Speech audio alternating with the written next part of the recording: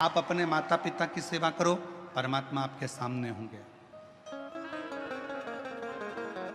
भूखे को भोजन, प्यासे को पानी, जय बाबा बर्फानी। आप सेवा करिए।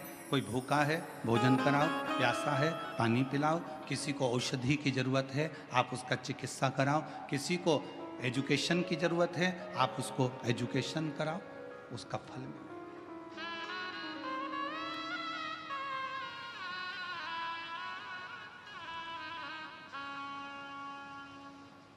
जरूरी नहीं है कि आप किसी व्यक्ति को कोई धन दोगे तो दानी कहलाओगे।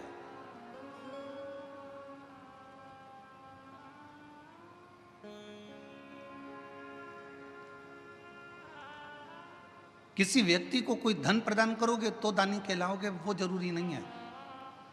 दानी की एक निशानी और होती है, अपने मोहल्ले में, अपनी कॉलोनी में, अपने परिवार में, अपने कुटुंब में अगर कोई को शिक्षा की जरूरत है और उसके पास में एजुकेशन का पैसा नहीं है, अपने धन में से कुछ रुपए निकाल कर उसके कॉलेज की फीस, उसके स्कूल की फीस, उसका ड्रेस, उसकी किताबें, अगर 2-5 साल आपने उस बच्चे का, उस बेटी का हाथ पकड़ लिया और उसकी अच्छी एजुकेशन करा दी, अगर वो बच्चा इंजीनियर बन गया, डॉक्टर बन गया, कलेक्टर बन गया, आईजी डीआईजी बन गया, कमिश्नर बन गया, तो वो किसी को भूल जाए वो बात दूसरी है, पर जिसने उसको एजुकेशन में साथ दिया उसको जिंदगी भर नहीं भूल,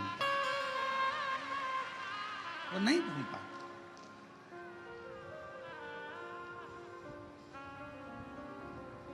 और हम अपनी व्यासपीठ से कई बार कह चुके, हमारे पास में हमारे माता पिता, हमारे पिताजी चने का ठेला लगाते थे, नहीं था धन।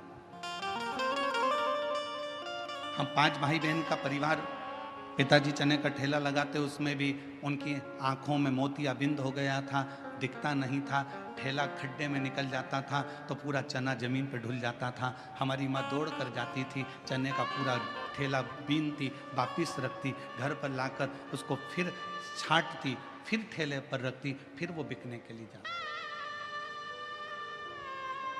एजुकेशन करने के लिए पैसा नहीं था, पर हमारे एक अग्रवाल परिवार में एक हमारे मित्र थे, रितेश अग्रवाल शामू, उसके कपड़े पहनकर हम स्कूल चले जाते थे।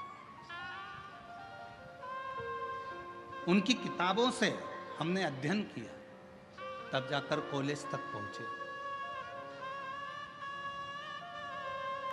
और सब कुछ भूल जाएं, पर जिसने हमारी एजुकेशन के समय पर साथ दिया, नहीं था पढ़ने के लिए किताबें, नहीं था खाने के लिए अन्न, पर जो साथ उस समय पर दिया वो आज तक याद आती है कि उन्होंने हमको पढ़ाई तो करवाई, विद्या अध्ययन तो करवाए, एक एजुकेशन। और हम फिर कहेंगे, आप अपनी बेटी को दहेज देते हो, कितना देते हो, हमें उससे मतलब नहीं है।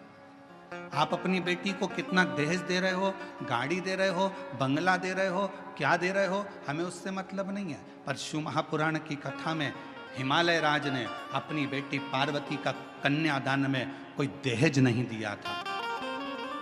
शिव जी के विवाह के समय पर कन्यादान में क्या हिमालय राज जी के पास में गाड़ी नहीं थी, बंगला नहीं था, घोड़े नहीं थे, हाथी नहीं थे, अंबर नहीं थे, पीतांबर नहीं थे, सोना चांदी नहीं था, हीरे रतन नहीं थे, सब कुछ था।